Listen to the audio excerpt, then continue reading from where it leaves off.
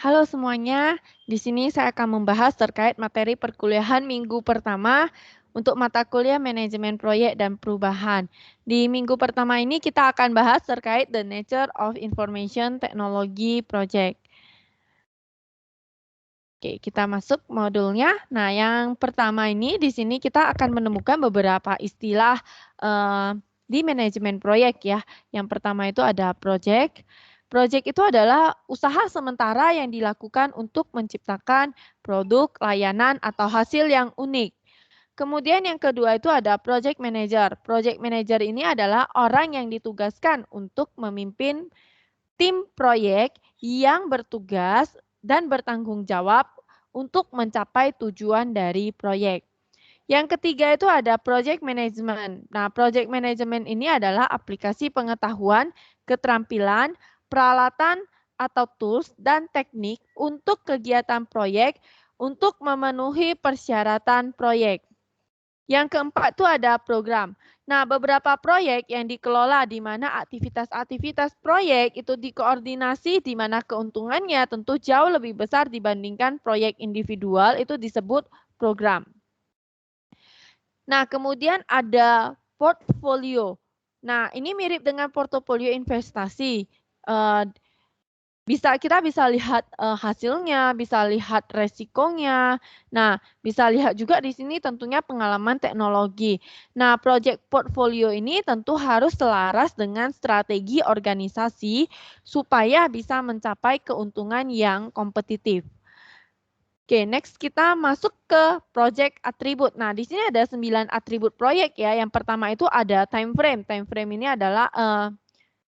ini adalah sebuah proyek punya waktu, yaitu start dan end date-nya. Kapan proyeknya dimulai dan kapan proyeknya selesai. Kemudian yang kedua, proyek itu punya yang namanya tujuan. Nah, tujuannya bisa aja berupa produk, layanan, ataupun hasil yang unik. Kemudian yang ketiga itu ada yang namanya ownership. Ownership di sini adalah kepemilikan. Proyek itu ada kepemilikannya si klien atau si stakeholder. Nah, kemudian yang keempat tuh ada terkait resource. Resource itu adalah sumber daya. Nah, sumber daya di sini bisa saja ada waktu, uang, teknologi, server, hardware, software, dan sebagainya. Nah, kemudian selanjutnya yang kelima itu ada project roles. Project roles di sini orang-orang yang terlibat dalam sebuah proyek. Nah, orang-orang yang terlibat dalam sebuah proyek itu biasanya yang pertama ada project manager, yaitu tadi orang yang memimpin tim proyek. Yang kedua ada project sponsor. Project sponsor ini bisa si klien, bisa si stakeholder ya. Jadi bisa kita katakan ownership-nya gitu ya. Yang ketiga itu ada subject matter expert. Nah, subject matter expert-nya adalah orang yang mempunyai ilmu di dalam bidang tersebut ya, di dalam bidang yang terkait. Yang keempat itu ada technical expert. Technical expert ini adalah orang yang bisa coding. Kemudian ada risk and assumption. Nah, di sini ada resiko dan asumsi. Nah, tentunya sebuah proyek itu berkaitan dengan resiko dan asumsi. Contohnya seperti ini, ketika awal perencanaan proyek, tentu kita punya asumsi ya. Contohnya nanti kita butuh subject matter expert. Nah, yang mau digaji $750. Itu asumsi kita. Nah, kemudian pada saat nanti proyek berjalan, nyatanya si subject matter expert ini tidak mau digaji dengan $750. Nah, gajinya misalnya $900. Tentu asumsi tadi menjadi resiko. Kemudian ada interdependent task. Interdependent task itu adalah satu tugas ada kaitan atau ketergantungan dengan tugas yang lainnya. Artinya, tugas ini harus selesai baru bisa lanjut ke tugas yang lainnya. Kemudian selanjutnya ada yang namanya organizational change. Nah, ketika proyek kita sudah nanti selesai, ketika mau diterapkan dalam organisasi, tentu di organisasi itu ada perubahan. Perubahan di dalam organisasi, yaitu dengan ada implementasi proyek kita tersebut. Nah, tentunya perubahan tersebut akan berdampak, berpengaruh ke lingkungan dari organisasi ya. Bahkan ada kemungkinan akan muncul politik di dalam organisasi. Nah, kemudian selanjutnya di sini project itu bisa saja gagal. Proyek yang akan kita kerjakan itu belum tentu berhasil. Nah, kategori penyebab kegagalan itu bisa aja dari people ya, dari sisi orang. Nah, dari sisi orang contohnya apa? Misalnya kurangnya dukungan dari bagian top management. Kemudian ada orang yang kurang efektif yang terlibat di dalam proyek. Kemudian misalnya ada yang kurang dalam sisi skill. Kemudian lemahnya komunikasi dan masalah-masalah lainnya. Kemudian kategori kedua ada dari sisi proses. Nah, contohnya yang proses itu adalah lemahnya mendefinisikan tujuan dan sasaran, kemudian kurang kontrol, kurang perencanaan. Nah, dan lain-lain. Kemudian dari sisi teknologi, contohnya teknologinya sudah usang, tidak terbukti ataupun tidak sesuai dan contoh-contoh lainnya.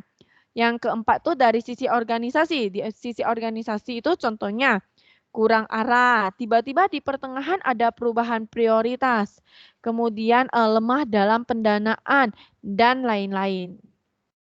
Nah, selain kita membahas, kita bercerita terkait kemungkinan proyek yang gagal tersebut, proyek akan memungkinkan gagal gitu ya, proyek bisa gagal. Nah, gimana supaya kita bisa meningkatkan kesuksesan proyek tersebut? Nah, untuk meningkatkan kesuksesan proyek itu yang pertama itu ada pendekatan yang namanya value driven approach. Nah, value driven approach di sini itu adalah katanya IT project itu harus kasih nilai ke organisasi. Jadi pendekatan value driven ini project itu dikatakan sukses ketika proyek itu selesai tepat waktu dan sesuai anggaran.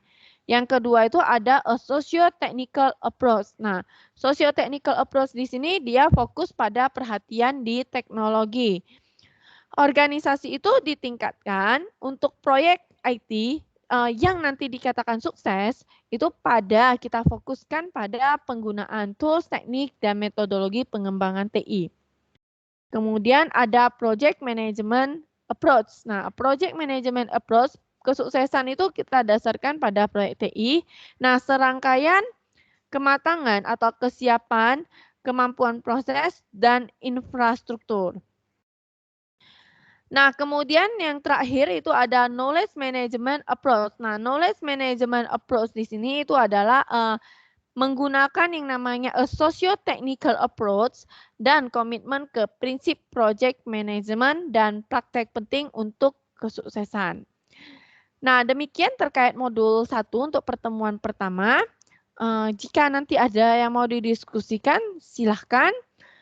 Kemudian kita akan lihat ke tugas pertama kita. Nah, di tugas pertama dari modul pertama ini, kita akan diminta untuk mencari sebuah proyek ya, menemukan sebuah proyek. Nah, poin A itu kita diminta cari sebuah objek, kemudian temukan bagian dari objek tersebut yang bisa kita jadikan sebagai proyek sistem informasi.